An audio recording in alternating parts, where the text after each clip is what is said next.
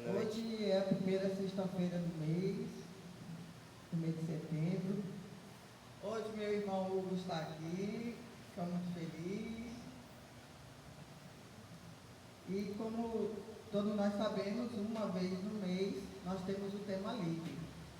E o tema de hoje vem nos dizer assim: desafios da construção de uma casa e um lar em tempos atuais.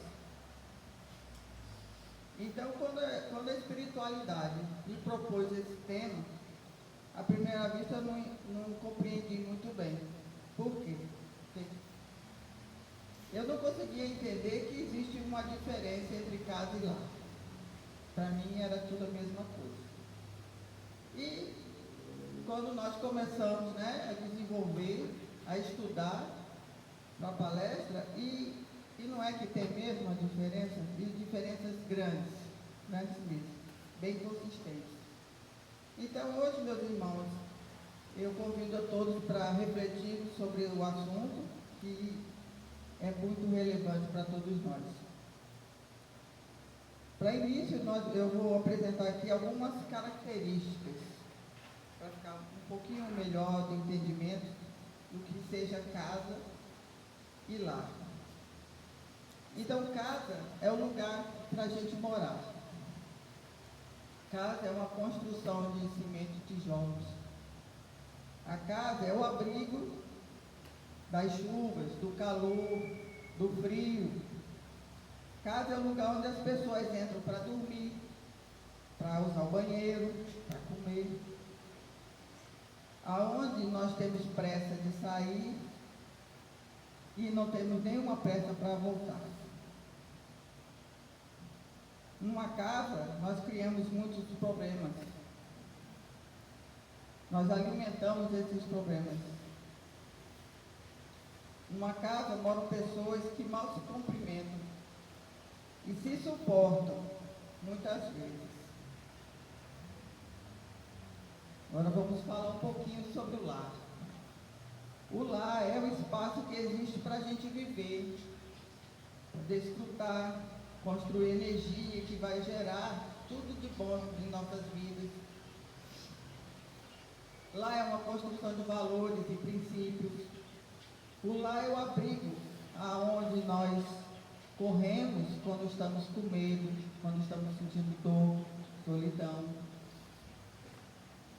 O lar é o lugar onde os membros da família anseiam por estar nele, onde se unem, alimentam-se de afeto, encontram o conforto, o acolhimento. É onde temos pressa de chegar e retardamos a hora de sair. Principalmente quando é de manhã bem cedinho, que a gente precisa trabalhar. Ai, como é ruim levantar da cama. Como é bom, né? Porque geralmente 5 horas, 4 horas, 5 horas, é aquele estorninho gostoso. Aí dá vontade de ficar cada vez mais, né? Não é verdade? Isso é um lar. Lá é o centro da resolução de todos os problemas da gente. Problemas familiares. Isso é um lar. Então, o lar, metaforicamente falando, o corpo seria a casa, seria a matéria inerte. Já o lar não. Já o lar é a alma. É o que anima o nosso corpo. E é o que dá vida. Então, isso são algumas diferenças que nós conseguimos apresentar, que é justamente isso. A diferença entre morar numa casa e num lar. E aí foi quando eu vim prestar atenção e entendi porque se torna tão relevante o tema dessa noite, ao ponto da espiritualidade solicitar que fosse feita uma pauta para que nós pudéssemos refletir. Como é que estão os lares atuais? Principalmente depois do advento, da Covid-19, dessa pandemia que muito levaram os nossos entes queridos. Hoje nós nos encontramos, quase que no geral, em situações muito desafiadoras, porque a rotina dos lares hoje envolve a dependência química, os vícios em geral, a violência, principalmente contra as mulheres. E as doenças, as ingratidões, a solidão, a ansiedade, depressão, melancolia. É isso que nós estamos vendo atualmente. E aí, quando os lares se tornam frágeis, principalmente porque ali não mora Jesus, ali não tem a palavra de Jesus. E Jesus dizia: tem de bom ânimo, eu venci o mundo. Mas aí, nesses lares que estão desmoronando, não tem mais ânimo, não. Nós só vemos ruínas e escombros. Não é assim que nós estamos vendo? Não é assim que está acontecendo? Então, no livro Jesus no Lar, o Espírito Nélio Lúcio, no capítulo 1, através de Chico Xavier, relembra umas orientações que Jesus apresentou. O berço doméstico é a primeira escola e o primeiro templo da alma. A casa do homem é a legítima exportadora de caracteres para a vida comum. A paz do mundo começa sob as telhas a que nos acolhemos. Se não aprendermos a viver em paz, entre quatro paredes, como aguardar a harmonia das nações? Se nós não conseguirmos manter a paz em nossos lares, como querer acabar as guerras? Se não nos habituarmos a amar o irmão mais próximo, associado à nossa luta de cada dia, como respeitar o eterno Pai que nos parece distante? Jesus uma vez disse: ama teu próximo como a ti mesmo. E quem é a pessoa mais próxima de nós? Senão aqueles que convivem conosco, senão aqueles que muitas vezes saíram do nosso ventre. São difíceis, muitas vezes, sim, mas esses são os nossos próximos. E são esses que precisam de atenção. Infelizmente, muitos de nós estamos enfrentando nesse momento situações como essas. Problemas difíceis de soluções. Hoje, muitas pessoas não encontram mais os seus lares.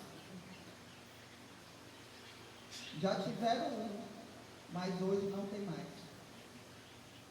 Então, estamos enfrentando muitas questões pessoais, familiares, chegando mesmo a vacilar na nossa fé.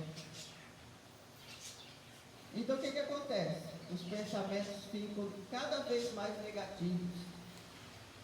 Nós não sabemos mais como caminhar, porque tudo parece difícil. As nossas ações são totalmente inseguras. Nós não sabemos para onde ir, o que fazer. E quando isso ocorre, tudo nos incomoda. Tudo. Então as imperfeições, as falhas dos outros ficam mais aparentes. E nós esquecemos os nossos defeitos, as nossas falhas. Nós olhamos o cisco no olho do outro, mas não vemos a trave no nosso. E foi por causa disso que, justamente na época mais crítica da pandemia, houve um recorde de divórcios. Porque as pessoas se tornaram tão egoístas que foi mais fácil libertar-se, mandar embora aquele que estava ali do nosso lado, do que aprender novamente a conviver com as pessoas, dos nossos entes queridos. Então, o que acontece? Nós nos sentimos perseguidos pela má sorte. Nada dá certo, nada. Então, nesse momento, se torna muito difícil, quase impossível, a prática da tolerância, do perdão, da benevolência, da empatia. Então, falando assim, nós podemos começar a entender o porquê a espiritualidade achou necessário a pauta de hoje. Porque faz muito tempo que essas coisas estão acontecendo e nós não estamos percebendo isso. Nós não estamos fazendo nada. Nós apenas estamos nos deixando levar. Evidente que a espiritualidade malfazeja está ali fazendo o possível para que as coisas realmente dêem errado. Afinal de contas, nós estamos sintonizando com elas. Elas não vêm à toa. Porque se nós queremos um amigo do nosso lado, nós sintonizamos, nós chamamos. Mas se nós não queremos, se nós por qualquer motivo, saímos do senso, com certeza nós não vamos ficar muito bem acompanhados, não. Então, meus irmãos, acredito que muitas dessas coisas que foram faladas até o momento está acontecendo na vida de alguns de vocês. Ou na casa de pessoas que vocês conhecem. Muitos de vocês já viram um lar tão bem estruturado desmoronado. Então é por isso que em algum momento foi escrito um livro chamado Vereda Familiar. E o espírito de Teresa de Brito, através da psicografia de Raul Teixeira, veio nos dar algumas recomendações. E eu gostaria que todos prestassem bem atenção. Para que a paz vigore em todos os lares, aprenda a dialogar para solucionar os problemas, conversando equilibradamente. Faça o possível para não exigir do outro aquilo que você não oferece. Agradeça coisas mínimas que o beneficiem em casa e seja gentil com todos que o cercam, familiares ou não. Quando tem essa palavra, quando tem essa passagemzinha, familiares ou não, aí eu pensei, como é fácil ser gentil com quem a gente não conhece, ou ser gentil com pessoas que estão ali, que vêm e vão, mas como é difícil ser gentil com quem está do nosso lado. Porque simplesmente não fazemos questão nenhuma de sermos. Lembre-se sempre que por mais liberdade que tenha no seu lar, ninguém precisa suportar seus impulsos negativos e sua falta de carinho e empatia. E isso realmente ninguém tem obrigação, não. Ninguém tem obrigação de receber uma resposta ruim se você não está bem com você mesmo. Se você amanhece de cara feia, se você amanhece sem olhar para o sol, sem agradecer a Deus por tudo que Ele nos traz. Eu ainda me lembro uma vez que eu estava na casa da minha irmã em Minas Gerais. Hoje ela já mudou, né? Teve que passar por muitas coisas na vida, inclusive chegou à beira da morte, para hoje não fumar mais nem beber. Mas nesse tempo ela ainda estava muito aquém do desejado. E ela levantou-se e nós estávamos já tomando café. E ela passou direto e foi fumar o cigarrinho dela. Aí eu brincando, né? Disse, minha irmã, bom dia para você também. E ela disse, bom dia para você. Para mim não vejo nada de bom dia não. E muitos de nós fazemos isso. Muitos de nós, com a desculpa de que não estamos bem, estamos com dor de cabeça, estamos de TPM, nós tratamos as outras pessoas mal. Ninguém tem nada a ver com os nossos problemas. Ninguém tem nada a ver se nós não estamos bem. Ao contrário, quando nós estamos ruins, nós devemos orar, nós devemos falar com Deus. Nós não devemos soltar, como diz o ditado, né? Nós não devemos soltar os cachorros e quem não merece não. E até mesmo quem merece. Nós não devemos fazer isso não. Então, pergunto a vocês, o que nós temos construído? Uma casa ou um lar? Onde nós nos encontramos? Para onde retornaremos hoje, quando sairmos daqui? Para casa ou para um lar? Então eu vou dar uma dica aqui para vocês. Quer dizer, eu não. A espiritualidade amiga. Se pretendemos construir e estar apenas numa casa, tudo bem. O livre-arbítrio está aí para isso. Você escolhe um lado ou o outro. Você sabe aonde você quer ir. Mas se queremos construir um lar, devemos começar com decisões, com valores, com pilares. Todos nós sabemos o que é o pilar, né? É aquilo que sustenta uma construção. Nesse caso, é a construção da nossa família, da nossa vida, do nosso lar. Então, um dos maiores pilares e o mais importante é a paz. Pensemos o que estamos fazendo em nosso lar. O que nós falamos produz amor e paz? A forma com que nós falamos com os nossos entes queridos produz paz? Como estamos agindo? Vamos refletir, né? Será que nós estamos agindo de forma a levar paz para o nosso ambiente? Aí você pode até perguntar, não, mas não depende só de mim.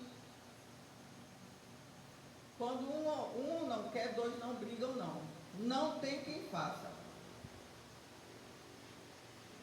Então, se você fala, você joga flores, se não vier flores para você, tudo bem, mas você fez a sua parte. Chico Xavier dizia, né? Está com raiva, bota água na boca, até a raiva passar. Até no nosso lar eles também usam muito isso. Então a forma que nós falamos, a forma com que nós nos comportamos dentro de casa, coisas mínimas, como arrumamos a nossa casa, como fazemos a comida para os nossos familiares, para os nossos filhos, para o nosso marido, como nós arrumamos a cama. Tudo isso, né, dizem que o tempero da comida, o mais gostoso é o amor. Pode ser o mais simples possível, mas é o amor. Então tem pessoas que estão ali e estão achando ruim, porque fulano se levantou e não arrumou a cama. fazer comida para o meu marido, eu estou cansada. Ah, eu queria hoje dormir o dia todinho, mas tem que levantar e tem que fazer, tem que limpar a casa, tem que varrer a casa. Gente, como é bom a gente ter uma casa para ir. Quantas pessoas hoje estão nas ruas? Quantas pessoas já morreram congeladas nos estados aqui, ó? Já morreram congeladas nas ruas. E elas gostariam de ter pelo menos uma casinha de sapê de barro para poder estar. Como nós reclamamos das vidas que nós levamos. Não é verdade? Às vezes nós temos até uns filhos trabalhosos, mas com certeza é mais difícil a gente dizer. Eu preferia que ele estivesse morto. Principalmente uma mãe. A gente quer lutar com ele, a gente quer ajudar. Dá trabalho. Mas nós queremos ele com gente. Então, meus irmãos, vamos refletir sobre isso, não é verdade? Será que nós estamos construindo um lar cheio de amor, um lar cheio de paz? Ou nós estamos construindo apenas uma casa, aonde só há discórdias, desunião, violência, acusações e julgamentos? Nós, principalmente nós pais, né? Nós já fomos adolescentes, nós sabemos muito bem como é. É difícil um adolescente não dar o trabalho. Mas com certeza um adolescente, ele quer chegar na sua casa e ele gostaria de poder dividir com o seu pai e sua mãe os seus problemas. Mas quantos de nós, quando um filho ou uma filha chega perto, não manda ele embora? Às vezes chega até a dizer, você está com o sapato sujo, pode sair, sai. Quantas vezes acontece isso? Quantas vezes, por muito pouco, a gente simplesmente manda eles aprenderem na rua? Então nós, principalmente pais e mães, e mesmo que não sejamos pais e mães, mesmo que nós moremos num lugar sozinho, devemos saber que o que Jesus quer de nós é que nós façamos a transformação. E a transformação é em algo que não tem vida, para algo que realmente vale a pena estar. Então, para finalizar, meus irmãos,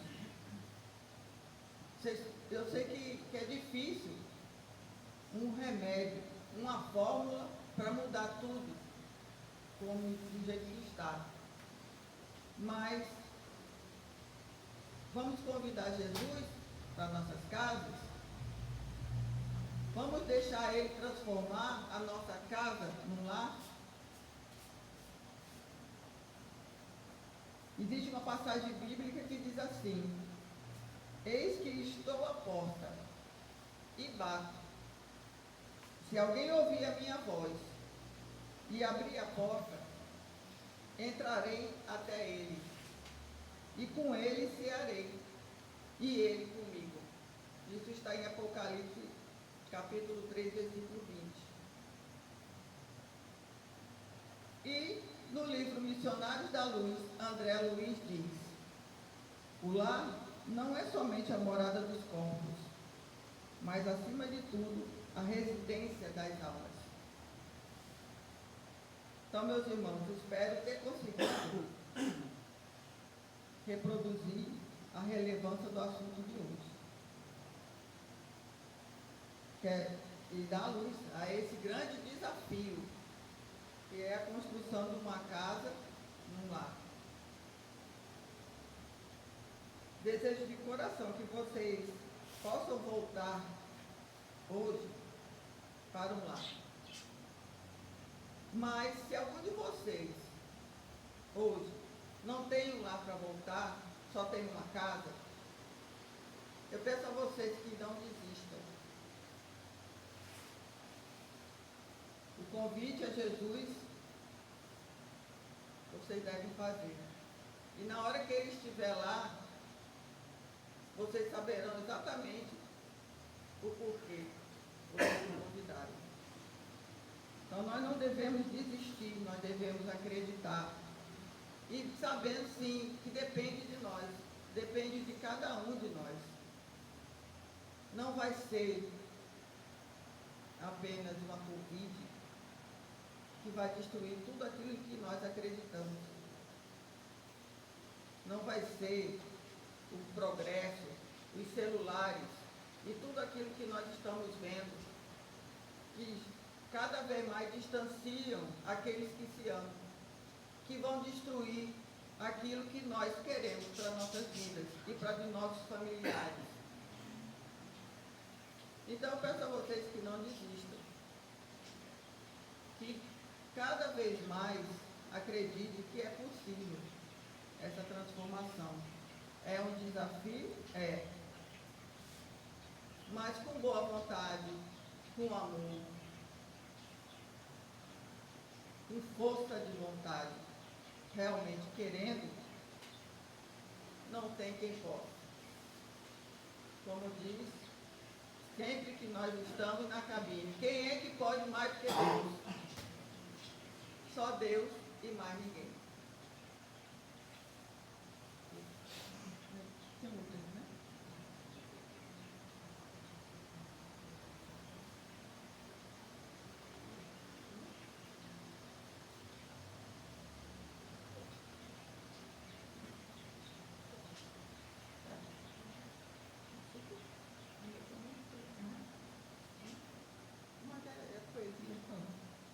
Bom, nós já encerramos aqui a palestra e espero que vocês tenham entendido, mas minha irmã aqui pediu que eu falasse sobre o Evangelho no lar.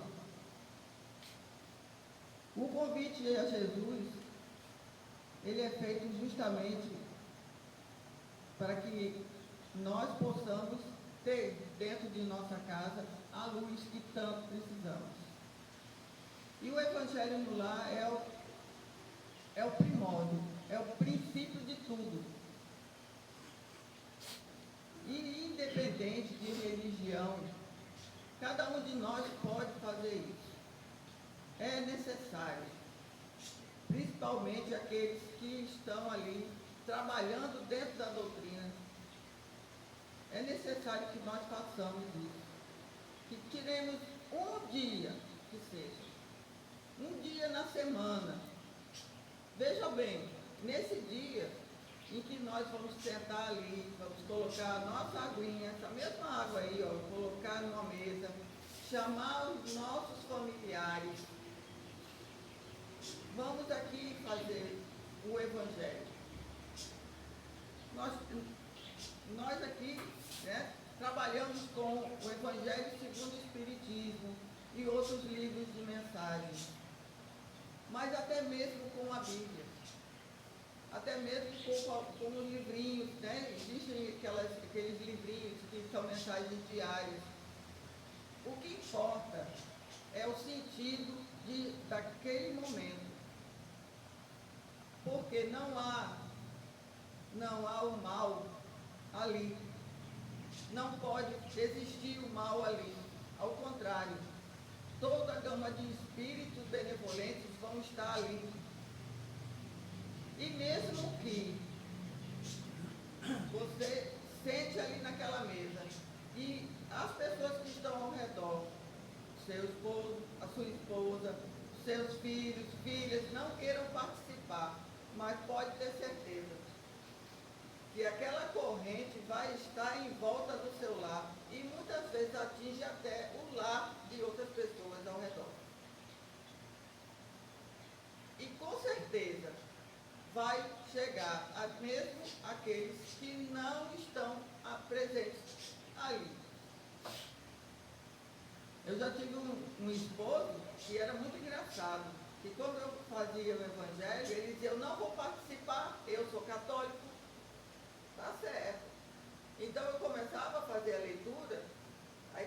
pegava uma passagem do Evangelho, aí ele dizia, não é assim não, não é assim não, é desse jeito, isso ele estava do outro lado, é desse jeito que eu entendo. Eu digo, mas eu penso que é desse jeito. Não, é desse jeito. E no final das contas, mesmo sem estar na mesa, ele estava fazendo o Evangelho comigo.